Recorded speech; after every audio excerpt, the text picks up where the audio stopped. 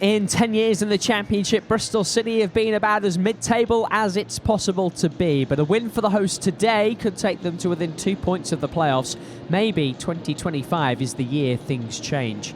It's been 6 years and 4 visits since Derby County's last win at Ashton Gate. Victory here would be just the Rams' second away win of the season.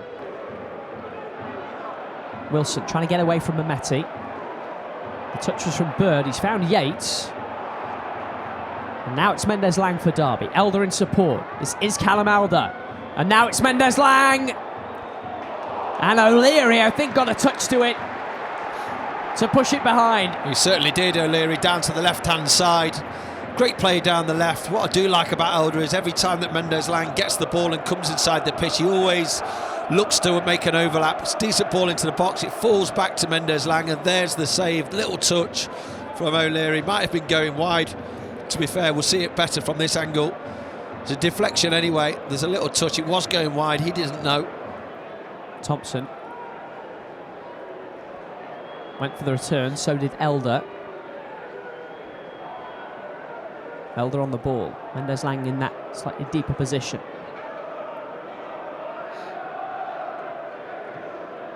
Out to Wilson, who delivers the cross. Harness with the header down. That's as close as either side has come. And it starts with keeping the ball, keeping it moving from one side to another, not forcing the pass, waiting for the right spot to open up. And it was Wilson down this right-hand side that had the space. A great ball in, touch out of his feet, just drops it into an area. Harness gets ahead of the defender, and it's just wide of that front post.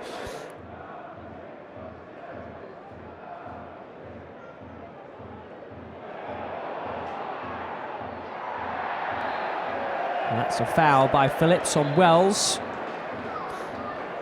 A lack of communication between, I think it was Elder and Houtmine, or Elder and Thompson. It's Houtmine that neither of them talked. Both collided into each other, and then all of a sudden it's a recovery back into position.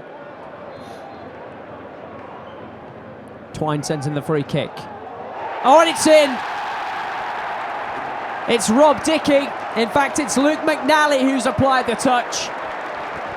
And Derby behind at Ashton Gate.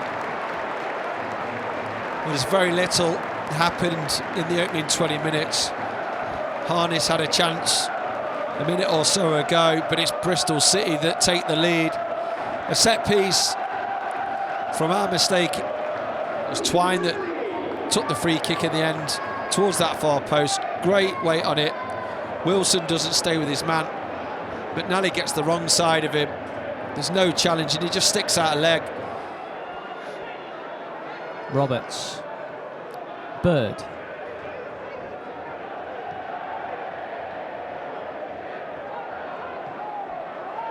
Mehmeti now. Oh, that's a lovely ball through the middle. Oh, and it should have been 2. It's a brilliant defensive recovery to deny Scott Twine. What a tackle from Elder from that left-back position. Great ball from Mehmeti into Twine. Look at that for a challenge from Elder. Twine took it well in his stride, opened his body up. He still can't believe it. What a tackle from Elder that keeps Derby in this.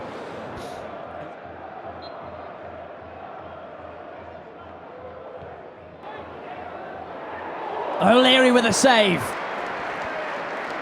It was Mendez-Laing connecting with Kane Wilson, and it's the goalkeeper called into action. Well, so many times Wilson will get on the end of balls into the box. I think people underestimate his ability to find the right position and get the header. It was a decent header in terms of power, just can't direct you. You've got to get it either side of the goalkeeper.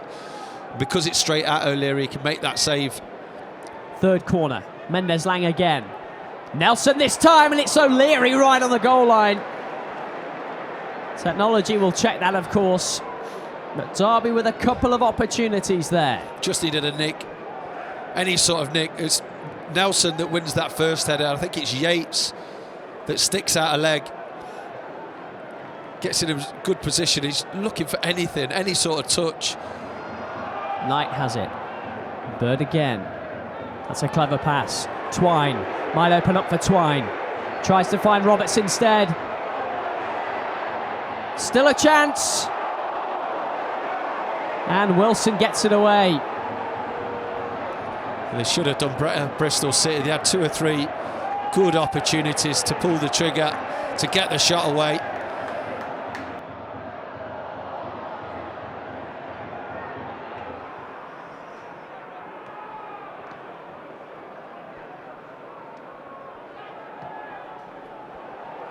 Prodded forward, and it's Wells onto it, into the area.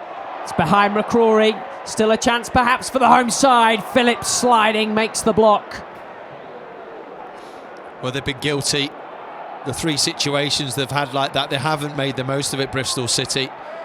They've been sloppy to finish.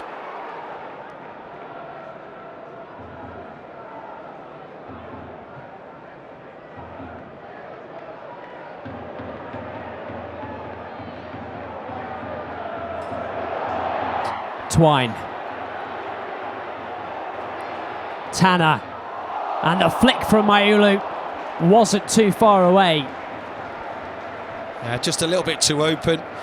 This is where they caused the problem in that final third. The 2 wide players, Mehmeti and Twine, just come inside the pitch a little bit, which causes a problem for the wing-backs. And then as soon as they do come narrow, your wider players in Roberts and Tanner can maraud forward and get into the advanced positions, which is what you saw there. Good ball from Tanner. As Forsyth's not able to connect with Brown. Hirakawa. Knight. Mayulu. Should have done better. It's a brilliant ball from Knight down that right-hand side. The game's got scrappy and Knight seems to be everywhere. He loves that sort of tussle, and now it's down the right-hand side, dinks it towards the far post, and the big man can't get the contact, can't get a clean strike with his left foot. Mayulu. Good clearance by Nelson. On the follow-up, it's Hayden Roberts. He fancied the strike. Roberts, why not? 20 yards out. Nelson gets a touch. It drops to him on the half volley. He just leans back and it hits the outside of his left boot rather than striking through with his laces. Knight. Tanner. Hirakawa. Oh, it's Mayulu onto his left foot. Still a chance. Now Derby can clear. Or maybe not. Bird has it. Roberts on the overlap. The side has to make sure with the header. Again, almost cause their own problems. Mayulu gets away from a player. Fozzie just about enough, and then we don't clear our lines.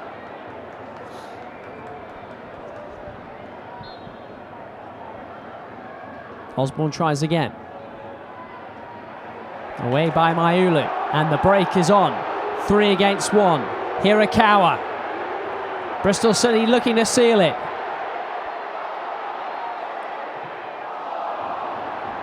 Desperate defending from Derby does the job. It was Callum Alder that made the tackle, but again, another sign of Bristol City being in a really promising position and not taking their chance.